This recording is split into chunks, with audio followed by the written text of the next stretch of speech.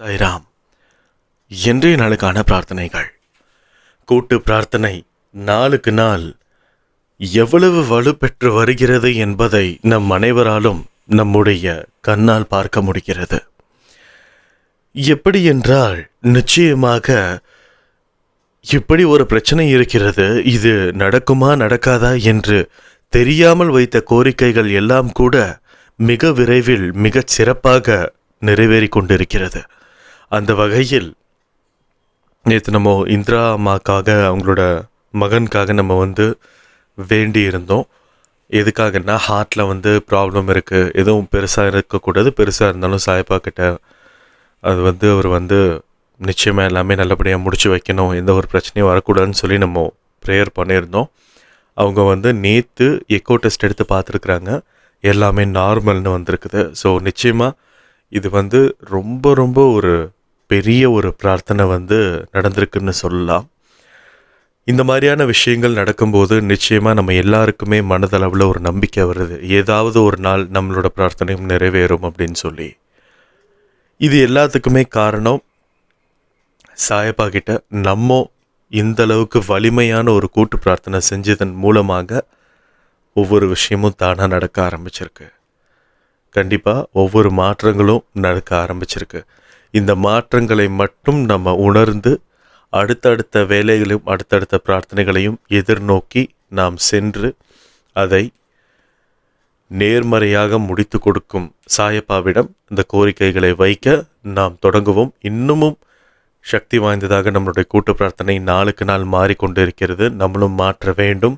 நிச்சயமாக இந்த பதிவை கேட்கக்கூடியவங்க எவ்வளவு பெரிய வேலையில் இருந்திருந்தாலும் இந்த 10 மணிக்கான நேரத்தை ஒதுக்கி நீங்கள் எல்லாமே இந்த மாதிரியான விஷயங்களை பண்ணதன் மூலமாக மட்டும்தான் இந்த கூட்டு பிரார்த்தனை நிறைவேறியிருக்கு. இன்றைய நாளுக்கான பிரார்த்தனைகள் என்னன்றதை பார்க்கலாம். அடுத்ததாக ஷியாமலா, இவங்களுடைய அண்ணா அல்லது தம்பி, இவங்களோட பேர் சரவணன். இவருக்கு ஹார்ட் ப்ராப்ளம் இருந்திருக்குது. ஒரு 1.5 வருஷத்துக்கு முன்னாடியே மைல்டு அட்டாக் வந்திருக்குது. ஆனால் இப்போ வரைக்குமே இவருக்கு ஃபுல்லாக க்யூர் ஆகலை. சரியாக வேலைக்கு போக முடியல, வண்டி ஓட்ட முடியல, ரொம்ப கஷ்டமாக இருக்குது வேலை செய்கிறதுக்கு அப்படின்னு சொல்கிறாங்க. அதனால் இவங்களுக்கு எந்த விதமான தேவைகள் அந்த ஹார்ட்டுக்கு இருக்குதோ நிச்சயமாக சாயப்பா கொடுத்து அருளணும்னு சொல்லி நம்ம சாயப்பா கிட்ட வேண்டிக்கலாம். அது மட்டும் இல்லாமல் இவங்களுக்கு ஒரு 2 குழந்தைகள் இருக்கிறாங்க. இதில் டாக்டர் என்ன சொல்லியிருக்காங்கன்னா, இவங்களுக்கு ஹார்ட்டோட சில பாயிண்ட்ஸ் இருக்குதாமா, அது 60க்கு மேலே இருக்கணும். ஆனால் இவருக்கு 6 இல்லைனா 7 பாயிண்ட்ஸ் தான் இருக்குது. அந்த பாயிண்ட்ஸ் நாளுக்கு நாள் குறைஞ்சிக்கிட்டே வருதுன்னு சொல்கிறாங்க. நிச்சயமாக ஒரு எதிர்பார்க்காத ஒரு விபத்துன்றது எதிர்பார்க்காம ஒரு நிமிஷத்தில் நடக்கிறது. ஆனால் நம்மளோட ஹார்ட்டோட கண்டிஷன் நாளுக்கு நாள் பாயிண்ட் கம்மியாகிட்டே போயிட்டுருக்குதுன்றது நம்மளுக்கு தெரிஞ்சதுன்னா அது எவ்வளோ பெரிய கஷ்டமாக இருக்கும்னு அனுபவிக்கிற அவங்களுக்கு தான் தெரியும். அப்படி இருக்கும்போது இது ரொம்ப ரொம்ப ஒரு பெரிய வலியை கொடுக்கக்கூடிய ஒரு விஷயம். அதனால் நிச்சயமாக சாயப்பா இவரோட உடம்புல இறங்கி ஹார்ட் சம்மந்தப்பட்ட எந்த பிரச்சனைகள் இருந்தாலும், எவ்வளவு பெரிய பிரச்சனைகள் இருந்தாலும் நிச்சயமாக ஒரு அற்புதத்தை நடத்தி அந்த ஹார்ட்டோட பாயிண்ட்ஸ் எல்லாமே நார்மலுக்கு வரணும். அது மட்டும் இல்லாமல் இவங்களும் சாதாரணமான ஒரு வாழ்க்கையை எல்லா மனிதர்கள் போலவும் வாழணும்னு சொல்லி நம்ம சாயப்பா கிட்ட வேண்டிக்கலாம். அடுத்ததாக ராஜலக்ஷ்மி ராமலிங்கம், இவங்க ட்ரிச்சியில் வர ஃப்ரைடே அன்னைக்கு ஆரோக்கிய விழிப்புணர்வு முகாம்னு சொல்லி ஒன்று நடத்துகிறாங்க. இந்த முகாம் எந்தவித இடையூறுகளும் இல்லாமல் நல்ல முறையில் இந்த கேம்ப் நடந்து முடிஞ்சிருக்கணும். நிச்சயமாக சாயப்பாவோட வருகையும் அந்த கேம்புக்கு இருந்திருக்கணும். அதனால எல்லா விதமான ஆசீர்வாதங்களும் இதன் மூலமாக மற்றவர்களுக்கு நடக்கணும்னு சொல்லி நம்ம சாயப்பா கிட்ட வேண்டிக்கலாம். அடுத்ததாக வனஜா, இவங்க ஒரு 7 வருஷத்துக்கு முன்னாடி ஹீமோதெரப்பி ட்ரீட்மெண்ட் எடுத்திருக்கிறாங்க. இவங்களுக்கு சைடு எஃபெக்ட்ஸாக ஹெட்டேக் வந்திருக்குது. அந்த ஹெட்டேக் ரொம்ப ஹெவியான ஹெட்டேக்காக மாறி இருக்கு. சாதாரணமாக நம்மளுக்கு தலைவலின்னா ஒரு நாள் இருக்கும், இல்லை ஒரு ஹாஃப் டே இருக்கும், அவ்வளோதான். அதை மீறியும் இருந்துச்சுன்னா நம்ம ஒரு டேப்லெட் போட்டோன்னா நம்மளுக்கு சரியாயிடும். ஆனால் இவங்களுக்கு கடந்த 7 வருடமாக தலைவலி இருந்திருக்கு. இந்த தலைவலின்றது எவ்வளோ பெரிய கஷ்டன்றது நம்ம எல்லாத்துக்குமே தெரியும். ஒரு ஒரு அரை மணி நேரம் அல்லது 1 மணி நேரம் இருந்தாலே அது ரொம்ப கஷ்டமாக இருக்கும். நம்மளால் எந்த வேலையும் செய்ய முடியாது. நம்மளுக்கு யாருக்கிட்டேயும் பேசவும் தோணாது. எந்த ஒரு விஷயமும் செய்ய தோணாது. அப்படி இருக்கும்போது 7 வருஷமாக ஒருத்தங்க விடாத தலைவலியில் இருப்பது வந்து ரொம்ப ரொம்ப கடினமான ஒரு விஷயம். அப்படி இருக்கும்போது இந்த தலைவலியிலிருந்து நிச்சயமாக சாயப்பா இவங்களை விடுவிக்கணும்னு சொல்லி நம்ம சாயப்பா கிட்ட வேண்டிக்கலாம். சாயப்பா இவங்களோட தலையை தொட்டு அந்த வலிகளை எல்லாமே எடுக்கணும்னு சொல்லி நம்ம சாயப்பா கிட்ட வேண்டிக்கலாம். அடுத்ததாக இவங்க வந்து ஒரு சொந்த வீடு கட்டணும் அப்படின்னு சொல்லி கேட்டிருந்துருக்குறாங்க. இவங்களோட ஹஸ்பண்ட் நேம் கோபி கிருஷ்ணா. பொருளாதார பிரச்சனைகளும் இவங்களுக்கு இருக்குது. ஸோ எந்த விதமான பிரச்சனைகள் எல்லாமே நீங்கி இவங்க சாதாரணமான ஒரு வாழ்க்கையை சந்தோஷமாகவும் நிம்மதியாகவும் வாழ்ந்திருக்கணும். நினச்சி பாருங்கள், ஒரு 7 வருஷமாக ஒரு தலைவலி இருக்குன்னா அவங்களால நிம்மதியாக தூங்கியிருக்க கூட முடியாது. அப்படி இருக்கும்போது நிச்சயமாக ஏதாவது ஒரு நாள் இவங்களுக்கு வந்து ஒரு அற்புதத்தை நடத்தி அன்றைய நாள்லேருந்து உங்களுக்கு ஒரு நிம்மதியான தூக்கமும் நிம்மதியான வாழ்க்கையும் வரணும்னு சொல்லி நம்ம சாயப்பா கிட்ட வேண்டிக்கலாம். அடுத்ததாக ஜெனி, இவங்களோட பிரதர் பாஸ்கல் கிரவுஸ், இவருக்கு வந்து பிரெயினில் வந்து கேன்சர் இருக்குது, புற்றுநோய் வந்திருக்குது. இவருக்கு வந்து ஏஜ் வந்து 35. இவர் வந்து உயிருக்கு போராடிக்கிட்டு இருக்கிறாருங்கிற மாதிரி சொல்லியிருக்கிறாங்க. ப்ரேயர் ரெக்வஸ்ட் வச்சுருக்கிறாங்க. நிச்சயமாக இந்த பிரெயினில் எந்த விதமான கஷ்டங்கள் இருந்திருந்தாலும், எந்த விதமான கிரிட்டிக்கல் சுச்சுவேஷன்ஸ் இருந்தாலும் நிச்சயமாக சாயப்பா அந்த இடத்துல இறங்கி இவருக்கு வந்து ஒரு மருத்துவராக மாறி அந்த பிரச்சனைகளை எல்லாமே எடுக்கணும்னு சொல்லி நம்ம சாயப்பா கிட்ட வேண்டிக்கலாம். 35 வயசு தான் இவருக்கு ஆகுது. எவ்வளோ பெரிய பிரச்சனையாக வேணாலும் இருக்கட்டும், ஆனால் அதை தாங்கிக்கக்கூடிய உடல் வலிமையும் மன வலிமையையும் கொடுத்து சாயப்பா வந்து எல்லா விஷயத்தையும் இவருக்காக மாற்றணும்னு சொல்லி நம்ம சாயப்பா கிட்ட வேண்டிக்கலாம். எவ்வளோ பெரிய கஷ்டம் இருந்தாலும் அதை தாங்கக்கூடிய மனமும் உடலும் தந்து மருத்துவர்களுக்கு நடுவில் இறங்கி சாயப்பா அவருடைய லீலைகளை செய்யணும்னு சொல்லி நம்ம சாயப்பா கிட்ட வேண்டிக்கலாம். அடுத்ததாக வள்ளி, இவங்களுடைய கணவருக்கு ஒரு இல்லீகல் கான்டாக்ட் இருக்குது. அதாவது இவங்க 2 பேர்த்துடைய குடும்ப வாழ்க்கையில் ஒரு பொண்ணு இடையூறாக இருக்காங்க. அந்த பொண்ணு இடையூறாக இருக்கிறதுனால நம்ம வள்ளி அம்மாவால் அவங்களோட வாழ்க்கையை முழுவதுமாக சந்தோஷமாகவும் நிம்மதியாகவும் வாழ முடியல.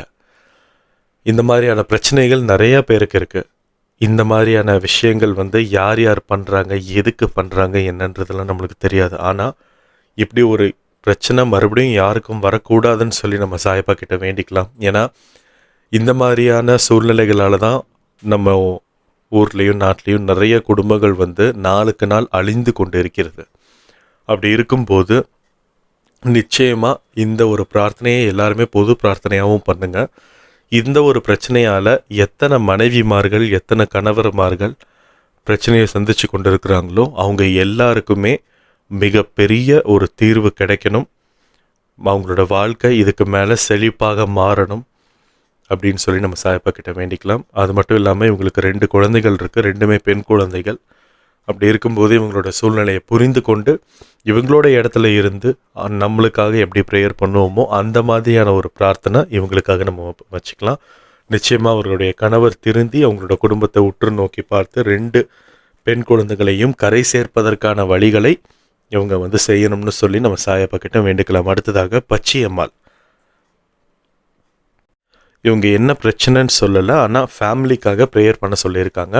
நிச்சயமாக இவங்க ஃபேமிலிக்கு எந்த நிறையும் இருந்தாலும் அந்த நிறைகளை எல்லாமே கொடுத்து குறைகளை எல்லாமே சாயப்பா எடுத்துக்கணும். நிச்சயமாக சீரும் சிறப்புமாக விளங்கக்கூடிய ஒரு குடும்பமாக இவங்க வாழணும். இவங்க குடும்பத்தால் நிறைய குடும்பங்கள் வாழணும்னு சொல்லி நம்ம சாயப்பா கிட்ட வேண்டிக்கலாம். அடுத்ததாக பவித்ரா, இவங்க வந்து நம்ம ஜெயவாணி அம்மாவோட சொந்தக்காரங்க. இவங்க வந்து ஃப்ரைடே அன்னைக்கு ஹாஸ்பிட்டலில் அட்மிட் ஆக சொல்லியிருக்காங்க. இவங்களுக்கு ஒரு குழந்தை பிறக்க போகுது. நிச்சயமாக அந்த குழந்தை வந்து ஆப்ரேஷன் பண்ணி தான் எடுக்கணும்னு சொல்லியிருக்கிறாங்க. எந்த விதமான இடையூறுகளும் இல்லாமல் அந்த குழந்தை பிறக்கணும். அந்த குழந்தை பிறந்து நிச்சயமாக இந்த சமூகம் போற்றபடி இந்த சமூகத்துக்கு எந்த ஒரு இடையூறும் செய்யக்கூடாத ஒரு குழந்தையாக அது பிறக்கணும். எல்லாருமே நல்ல ஒரு ஆசீர்வாதத்தை பெற்று அந்த குழந்தை பிறக்கணும்னு சொல்லி நம்ம சாயப்பா கிட்ட வேண்டிக்கலாம். அந்த குழந்தையை ஒரு சாயப்பாவாக பிறந்து எல்லாரையும் காத்து கொள்ளணும்னு சொல்லி நம்ம சாயப்பா கிட்ட வேண்டிக்கலாம். அடுத்ததாக விக்னேஸ்வரி, இவங்களுக்கு 2 குழந்தைகள் இருக்கிறாங்க. இந்த 2 குழந்தைக்குமே ஃப்ரீக்வெண்ட்டாக ஃபீவர் வருது. எப்படின்னா ரொம்ப அதிகமாக வருது. ஃபீவர் வந்துக்கிட்டே இருக்குது. ஒரு நாள் விட்டு ஒரு நாள், 2 நாள் விட்டு ஒரு நாள் அப்படின்ற மாதிரி வந்துட்டுருக்கு.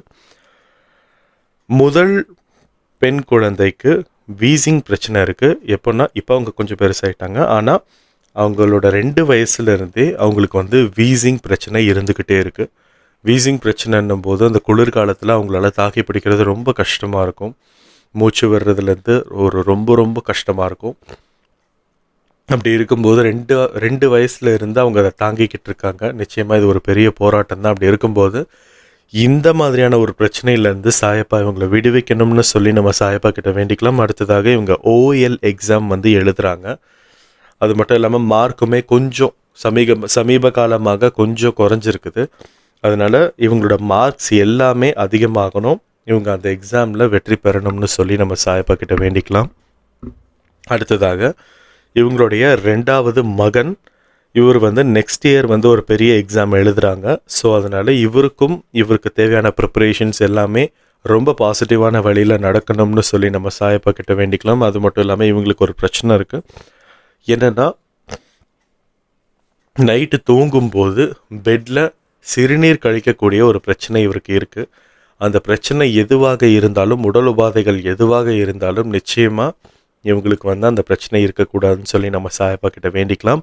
அது மட்டும் இல்லாமல் இந்த குடும்பமும் செழித்து விளங்கணும்னு சொல்லி நம்ம சாயப்பா கிட்ட வேண்டிக்கலாம். இந்த குடும்பங்கள் இந்த 3 பேத்துக்குமே எந்த விதமான ஹெல்த் இஷ்யூஸும் இருக்கக்கூடாதுன்னு சொல்லி நம்ம சாயப்பா கிட்ட வேண்டிக்கலாம். அடுத்ததாக சரசு, இவங்களுடைய முதல் மகனுக்கு 20 வயசாகுது. இவங்களுக்கு தைராய்டு ப்ராப்ளம் இருக்குதுன்னு சொல்லி ஆப்ரேஷன் பண்ணி அந்த தைராய்டை வந்து ரிமூவ் பண்ணிட்டாங்க. பட் இருந்தாலும் லைஃப் டைம் டேப்லெட் எடுத்தே ஆகணும்னு சொல்லியிருக்காங்க. அதாவது வாழ்நாள் முழுவதும் மாத்திரைகள் எடுத்தே ஆகணும்னு சொல்லியிருக்கிறாங்க. ஸோ உங்களுக்கு இந்த மாதிரியான பிரச்சனைகள், இந்த லைஃப் லாங் டேப்லெட் எடுத்தாலே அது கொஞ்சம் கஷ்டமான விஷயம். ஏன்னா எந்த இடத்துல எப்படிப்பட்ட சைடு எஃபெக்ட்ஸ் வரும்ன்றது யாருக்குமே தெரியாது. அதனால இவங்களுக்கு வந்து டேப்லெட் வேணான்னு சொல்கிற மாதிரி நம்ம வந்து பண்ணணும்னு சொல்லி நம்ம சாயப்பா கிட்ட வேண்டிக்கலாம். அது மட்டும் இல்லாமல் இவங்களுக்கு வேலை கிடைக்காம இருக்குது. இவங்களுக்கு ஏற்ற மாதிரி சரியான வேலை இவங்களுக்கு கிடைக்கணும்னு சொல்லி நம்ம சாயப்பா கிட்ட வேண்டிக்கலாம். அடுத்ததாக 2வது மகன், இவருக்கு என்ன பிரச்சனைனா இவருக்கு 18 வயசு ஆகுது. இவர் வந்து மோஷன் போகும்போது பிளட்டும் கூட சேர்ந்து வருதுன்னு சொல்லியிருக்கிறாங்க. நிச்சயமாக அது ரொம்ப ரொம்ப ஒரு மோசமான ஒரு விஷயம். அப்படி இருக்கும்போது ரொம்ப ஒரு வலி இருக்கக்கூடிய ஒரு விஷயம். அந்த வலியை இவங்க எத்தனை நாள் சகிச்சுக்கிட்டு இருக்கிறாங்கன்னு தெரியல. நிச்சயமாக எந்த விதமான உடல் உபாதைகள் அதுக்கு இருந்தாலும் சாயப்பா அதை வந்து முற்றிலுமாக எடுத்து அதை வந்து அந்த நோயை வந்து எடுத்து எங்கேயாவது தூரம் போட்டுடணும்னு சொல்லி நம்ம சாயப்பா கிட்ட வேண்டிக்கலாம். நிச்சயமாக இவங்களுக்கு ஒரு நல்ல வேலையும் கிடைக்கணும்னு சொல்லி நம்ம சாயப்பா கிட்ட வேண்டிக்கலாம். அடுத்ததாக 3வது மகன், இவருக்கு வந்து நைட்டு நேரம் ஆச்சுன்னா இவருக்கு உடம்பு முழுவதும் அரிப்பு பிரச்சனை வருது. அது எதனால் வருது, என்ன வருதுன்னுலாம் நம்மளுக்கு தெரியாது. ஏன்னா ஒரு உடலுன்னு வரும்போது இந்த விதமான நோய் தான் வரணும், இது வரக்கூடாது அப்படின்ற எந்த ஒரு இதுவுமே இல்லை. ஏன்னா இந்த உடல் அனைத்தும் கடவுளால் உருவாக்கப்பட்டது. அப்படி இருக்கும்போது இந்த உடலுக்கு எந்த விதமான பிரச்சனை வந்தாலும் அதுக்கு கடவுள் தான் பொறுப்பு. அப்படி இருக்கும்போது நம்ம சாயப்பா வந்து முழு பொறுப்பை எடுத்து இந்த மகனுக்கும் எந்த விதமான பிரச்சனைகளும் வரக்கூடாதுன்னு சொல்லி இருக்கிற பிரச்சனைகள் எல்லாமே அகன்று போகணும்னு சொல்லி நம்ம சாயப்பா கிட்ட வேண்டிக்கலாம். அடுத்ததாக 4வது மகள், இவங்க வந்து 9th ஸ்டாண்டர்ட் படிக்கிறாங்க, 9ஆம் வகுப்பு படிக்கிறாங்க. இவங்களுக்கு லாஸ்ட்டு 6 மாதமாக பீரியட்ஸ் வரல. அதாவது 6 மாதங்களாக மாதவிடாய் வராமல் இருக்குது.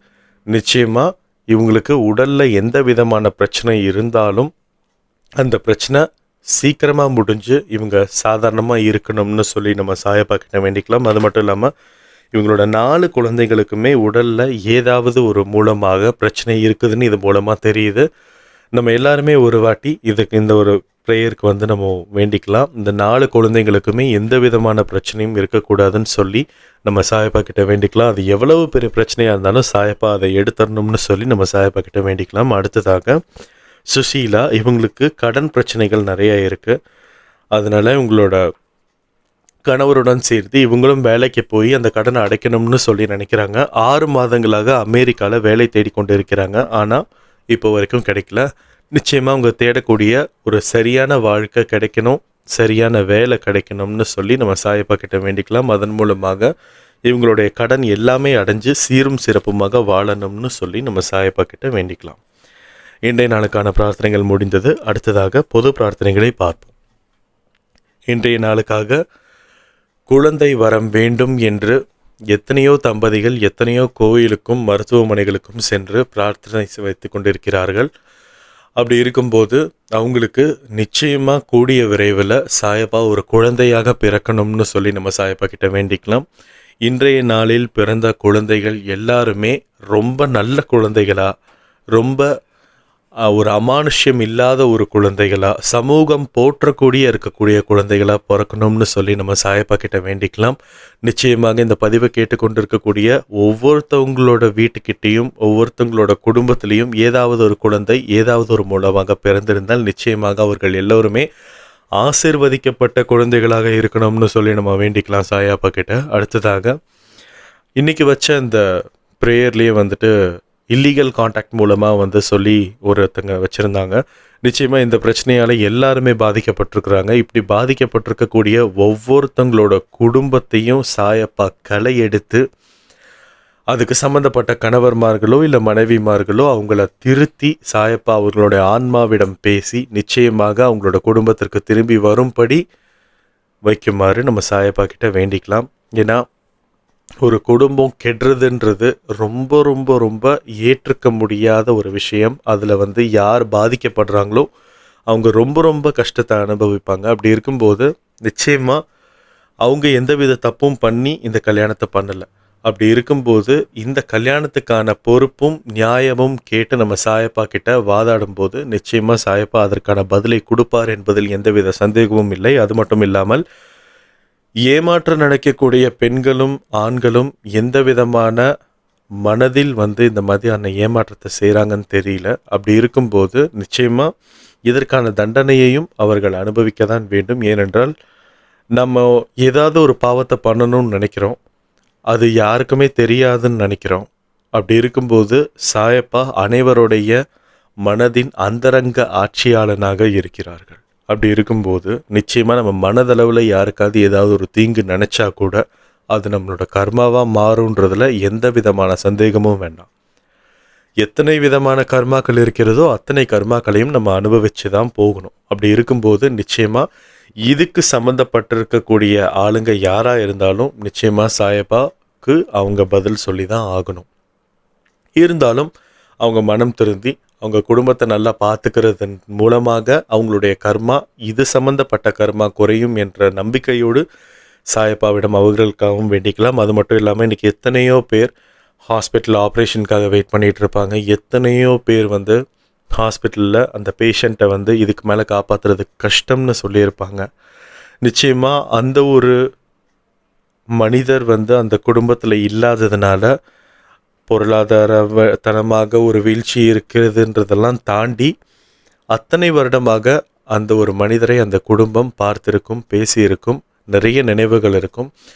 இதன் மூலமாக டாக்டர் காப்பாற்ற முடியாதுன்னு சொல்லும்போது நிச்சயமாக எல்லாருமே மன உடைஞ்சு அழுந்துட்டுருப்பாங்க. அப்படி இருக்கும்போது அந்த அழுகையை துடைச்சு சாயப்பா அந்த இடத்துல இறங்கி நிச்சயமாக சொல்கிறேன், எவ்வளவு பெரிய கிரிட்டிக்கலான கண்டிஷனாக இருந்தாலும் அவர்கள் காப்பாற்றப்பட வேண்டும் என்பது நம்ம சாயப்பா கிட்ட வேண்டிக்கலாம்.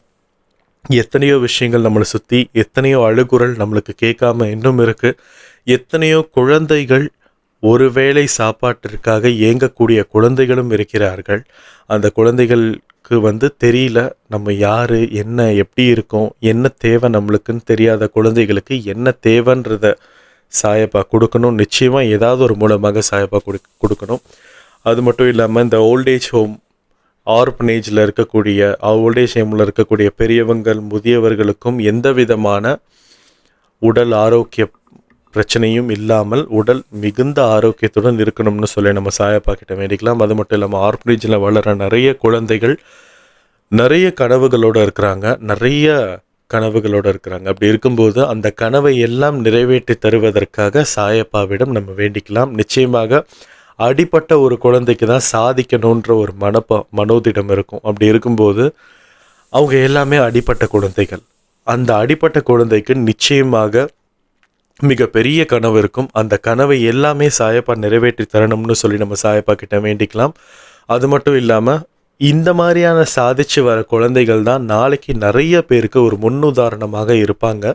அப்படி இருக்கும்போது இவங்க சாதிக்கிறதுக்கான வழி என்னென்ன இருக்கோ அது எல்லாமே சாயப்பா நடத்தி கொடுக்கணும்னு சொல்லி நம்ம சாயப்பா கிட்ட வேண்டிக்கலாம். அது மட்டும் இல்லாமல் இந்த பதிவை கேட்கக்கூடிய ஒவ்வொருவருக்கும் நிச்சயமாக அவங்களுடைய மனக்குமுறல்களும் கோரிக்கைகளும் நிறைவேற்றி தர வேண்டும் என்று சாயப்பா கிட்ட வேண்டிக்கலாம்.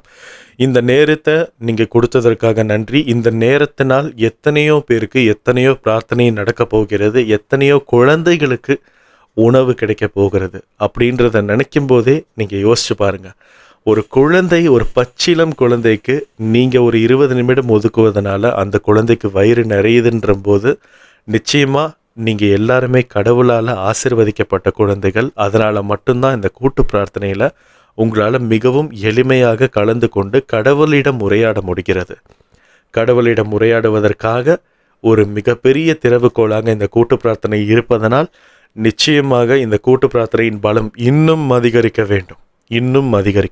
அப்படி இருக்கும்போது இன்னும் அதிகரித்து இதன் மூலமாக நிறைய குடும்பங்களை நம்ம சம்பாதிக்கணும். நிச்சயமாக இந்த கூட்டு பிரார்த்தனை மிகப்பெரிய வலிமையாக மாறணும்னு சொல்லி இந்த ஆடியோவை நான் முடிக்கிறேன். ஜெய் சாய்ராம்.